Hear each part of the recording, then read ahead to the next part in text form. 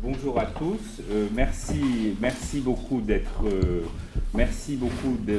venus pour cette petite séance autour de la première année de la clinique du droit de la faculté de droit de Bordeaux.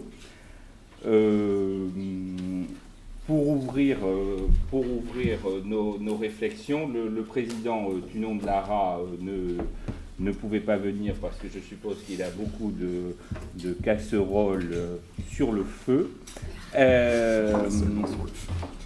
Il faut dire qu'il y en a tellement qu'il y en a d'autres ailleurs que voilà. Et donc mon ami Olivier, qui est vice-président de l'université chargé des partenariats et qui lui aussi est juriste, est venu, sinon le remplacer, du moins le représenter. Voilà, bon, mon cher Olivier, nous t'écoutons. Merci Olivier, bonjour à toutes et à tous. Donc effectivement, je commence par vous présenter les excuses du président qui aurait bien aimé être là, c'était tout à fait prévu et en réalité c'est même Olivier qui l'en a dispensé pour lui permettre d'exercer d'autres activités ce matin, mais il aurait sincèrement aimé être là tout simplement parce qu'il a une appétence particulière pour la clinique du droit, un attachement particulier pour cette structure et pour cette activité qui a d'ailleurs été soulignée récemment, je vais commencer par là, récemment, puisqu'à l'occasion de la rentrée solennelle de l'Université de Bordeaux, la première rentrée solennelle de l'Université de Bordeaux lundi dernier, un certain nombre de trophées récompensant les talents de l'université en formation, en recherche, en citoyenneté, en vie étudiante ont été remis et la clinique du droit a obtenu un prix spécial du jury qui remettait ces trophées et a donc été le projet et la structure mise à l'honneur cette année par l'Université de Bordeaux. Alors elle est cette structure mise à l'honneur et elle est vraiment une structure qui compte beaucoup pour nous au sein de l'Université de Bordeaux, tout simplement parce que elle a la particularité, je pense que la plupart des personnes qui sont ici le savent, voire le vivent, elle a la particularité d'allier pour nous deux éléments qui sont au cœur du projet que l'Université de Bordeaux tente de développer depuis quelques mois. D'abord en termes de pédagogie, donc là on est vraiment au cœur du métier des universitaires. En termes de formation, cette structure clinique a pour particularité, et je pense que vous allez en parler et creuser ce point en particulier si j'en crois le programme qu'on m'a communiqué, elle a pour particularité de développer une manière spécifique, originale de faire de l'enseignement et de la formation, à travers donc une approche clinique. Alors Jean-Luc Pellegrin, que je salue au passage, doyen de la faculté de médecine, en parlera mieux que moi, mais cette manière d'aborder la formation est bien plus ancienne dans d'autres spécialités que le droit, et je pense que le droit a tout à gagner de tenter d'explorer de nouvelles pistes de modalités pédagogiques. Et je le redis, c'est quelque chose que nous souhaitons développer et voire généraliser dans la nouvelle université de Bordeaux. Le deuxième point sur lequel je veux insister un petit peu ce matin pour ouvrir cette journée d'études et sans être trop long, c'est la dimension sociétale, la dimension sociale de cette structure, avec là aussi une concordance parfaite avec un des axes stratégiques de la nouvelle université de Bordeaux, la volonté que l'université s'ouvre à la cité et que les citoyens en général connaissent mieux leur université, sachent un peu mieux ce qu'ils peuvent y trouver, ce que l'université peut leur apporter. Alors en matière de formation et de recherche au sens strict évidemment, et là on est sur les missions on va dire historiques et classiques de l'université, mais aussi en matière d'expertise, en matière d'échange d'informations, en matière d'animation du débat social en général. Et c'est quelque chose qui est très très bien fait depuis quelques années déjà par le Forum Montesquieu pour toutes ses activités. Et la clinique du droit composante du Forum Montesquieu illustre à nouveau cette idée d'ouverture sur la cité, de connexion vers la cité, ce qui me permet au passage de saluer les différents partenaires de la clinique, qui sont souvent d'ailleurs des partenaires aussi plus largement du Forum. Les professions juridiques et judiciaires, bien entendu, l'école de la magistrature, les ordres professionnels tels que l'ordre des avocats ou l'ordre des notaires. Là aussi, on est sur quelque chose que l'université a à cœur de développer ou de redévelopper, puisque ces connexions avec le monde professionnel, elles ont toujours existé. Mais c'est vrai qu'on met un peu plus l'accent aujourd'hui dessus, parce que c'est utile et a priori très opportun. Je suis moi-même, comme l'a dit Olivier, en charge du développement des partenariats de l'université, et les partenariats avec le monde professionnel sont évidemment des partenariats qui ont une place majeure et qui viennent s'insérer avec des partenariats que nous tentons en ce moment de développer et de renforcer avec les autres établissements d'enseignement supérieur du site bordelais ou de la région. Et finalement, c'est parfois plus facile, petite confidence matinale, plus facile de faire des partenariats avec le monde professionnel ou l'extérieur qu'avec les autres structures d'enseignement et de recherche du site ou de la région. Mais bon, on va y arriver. Et enfin, je voudrais terminer, pour ne pas m'étendre outre mesure, terminer en saluant finalement l'expansion, si je puis dire, de la clinique du droit, ou plus exactement son exportation, puisque à l'occasion d'une mission à Rabat au mois de septembre dernier, l'Université de Bordeaux et l'Université de Rabat, au sein d'autres connexions et d'autres accords de coopération, ont décidé l'ouverture d'une clinique du droit à l'Université de Rabat, et je salue sa responsable qui vous fera part tout à l'heure probablement, j'ai vu ça aussi dans le programme, vous fera part du projet d'ouverture donc, de cette clinique marocaine à l'Université de Rabat. Et là encore, je pense que le projet marocain de clinique du droit est un beau projet avec des dimensions identiques à celles qui ont été développées ici. Et ce projet a obtenu, et je les salue également, le soutien d'un certain nombre de partenaires, notamment le Conseil régional et l'ambassade de France au Maroc. Donc un projet, j'ai du mal maintenant à dire projet, une structure ou une activité qui est en parfaite correspondance avec les axes stratégiques de l'Université de Bordeaux. Nous espérons qu'il y aura d'autres projets de ce type qui viendront dynamiser à la fois l'enseignement, la recherche et les liens avec les partenaires extérieurs à l'université. Il ne me reste plus qu'à vous souhaiter d'excellents travaux. J'espère que de nouvelles idées germeront, je n'en doute pas, pour soit développer ce projet, soit en développer d'autres au sein du Forum Montesquieu, et l'université soutiendra évidemment, dans la mesure de ses capacités, puisque nous avons des contraintes que nul n'ignore, dans la mesure de ses capacités, ces nouveaux projets. Merci à tous et bonne journée de travail, puisque c'est une journée d'études, si j'ai bien compris.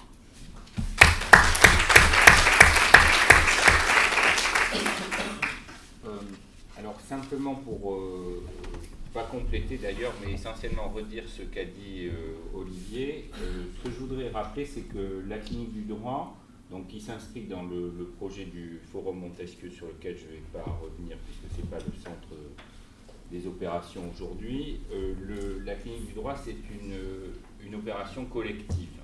Une opération collective, et quand on met collectif et faculté de droit, nous sommes un certain nombre à savoir que l'on est totalement dans l'oxymore, alors que quand on met corporatisme et faculté de droit, on est dans la redondance.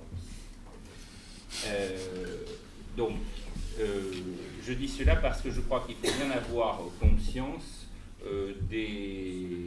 du cadre dans lequel tout cela s'inscrit.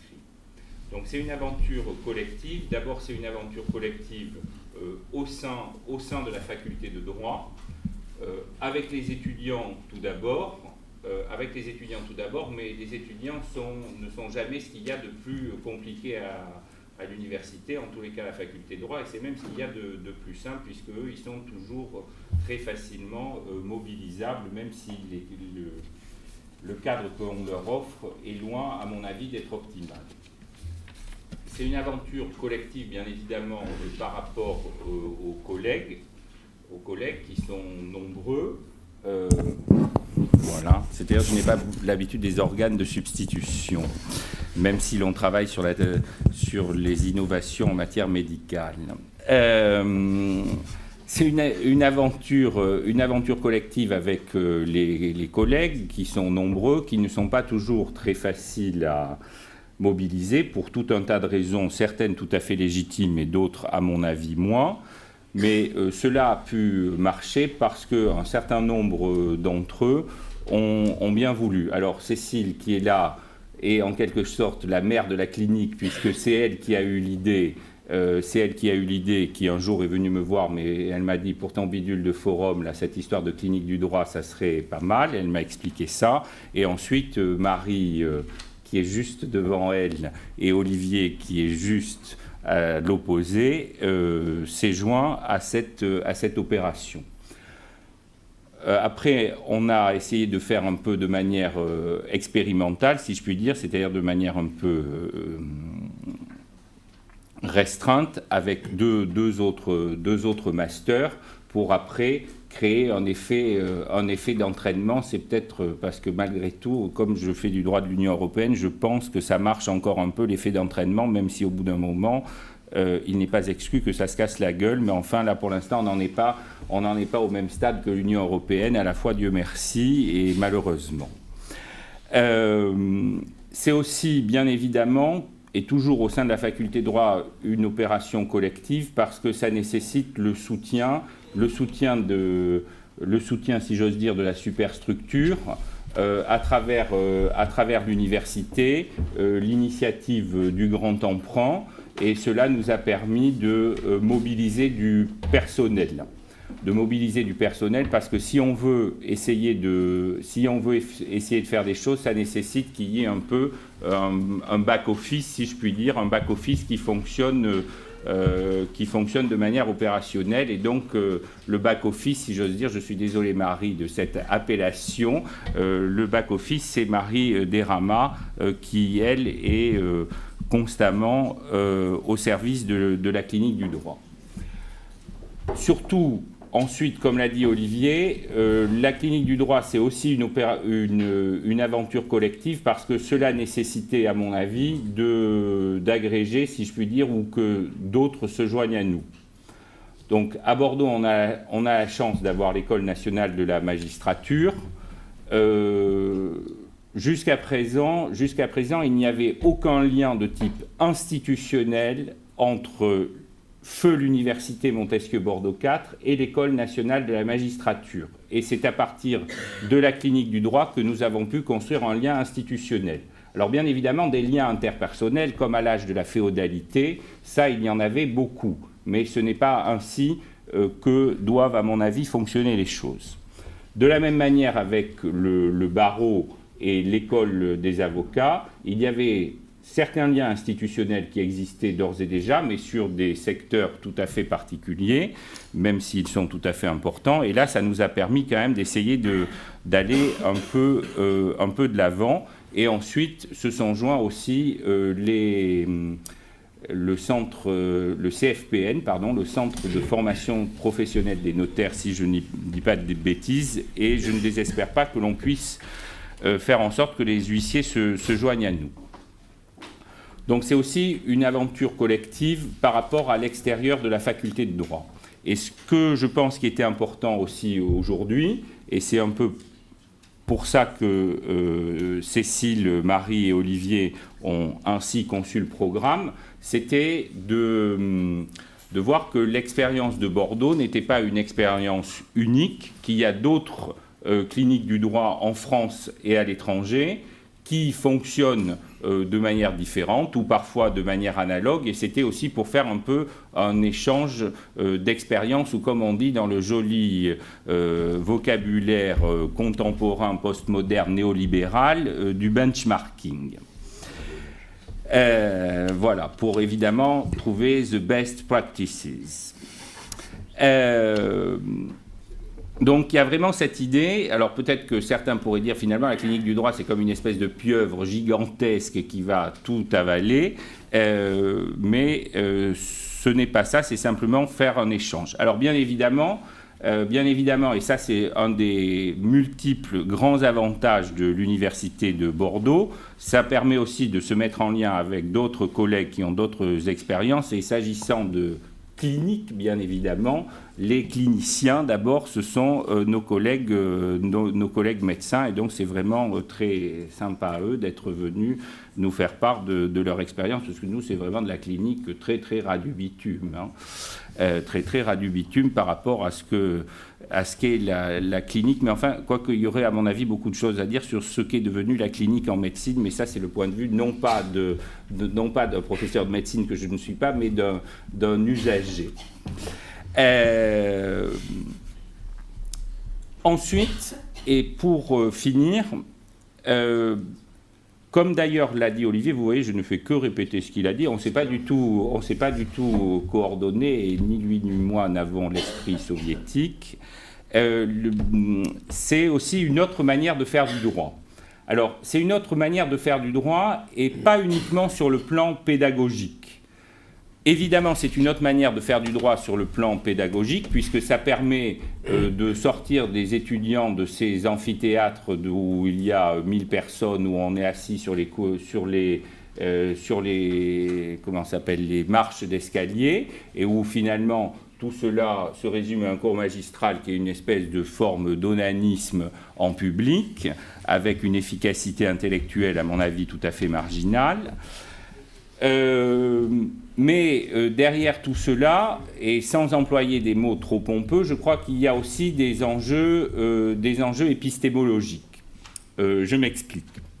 C'est-à-dire, bien évidemment, la clinique du droit, ça permet aux étudiants d'être confrontés à la pratique et de sortir d'une appréhension du droit qui est, au demeurant, à mon avis, quand même, malgré tout, assez efficace, même si elle a des limites, mais qui reste quand même un peu virginal.